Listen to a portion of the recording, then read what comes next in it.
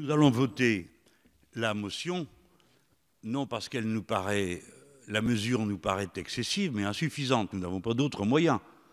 Nous pensons que c'est à cet ensemble de grandes entreprises de payer la totalité de l'ardoise, pas une partie seulement, et de mettre le reste sur le dos du contribuable et des ménages nous paraît absolument injuste. Parce que, monsieur le maire, vous connaissez mon grand âge, j'ai donc eu le bonheur de connaître la période où l'impôt sur les sociétés, c'était du 43%, et on faisait une différence entre ceux qui étaient réinvestis et ceux qui étaient distribués en dividendes. Tout ça a disparu. Et maintenant, nous voici à jeter des grosses larmes parce que ça va faire du 33% à titre exceptionnel.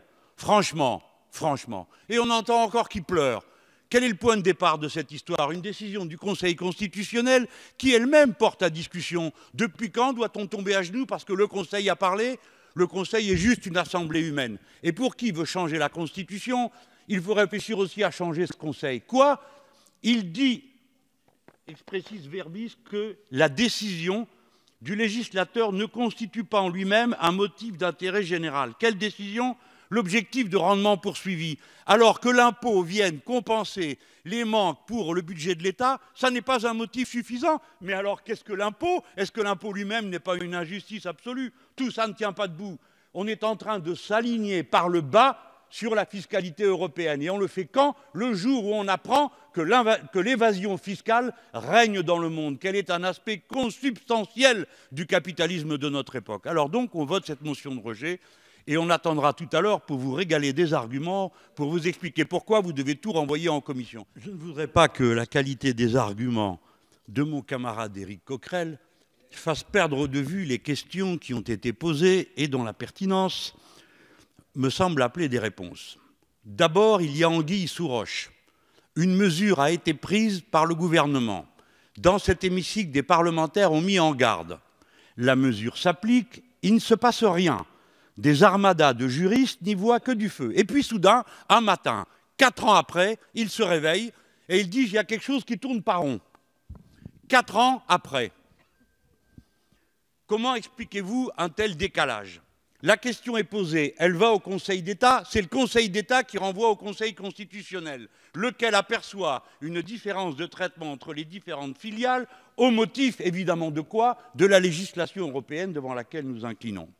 Je vous ai posé une question pendant le débat sur la loi de finances, monsieur le ministre.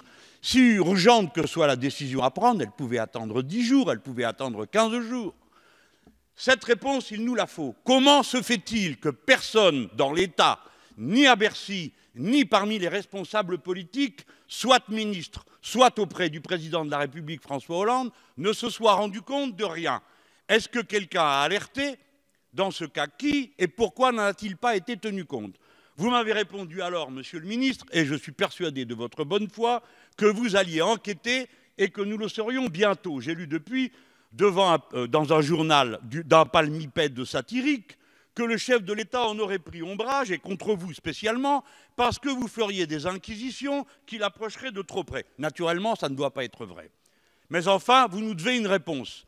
Qui a permis qu'un désordre pareil s'établisse, qui fait que l'État doit 10 milliards, qu'il ait fallu 4 ans pour s'en rendre compte et qu'il ne nous faille à peine 15 jours pour le réparer? J'achève en disant à mes collègues de La République En Marche, dont je suis persuadé également de l'absolue bonne foi, vous pensez que vous allez libérer l'énergie de je ne sais trop quoi en cessant de taxer.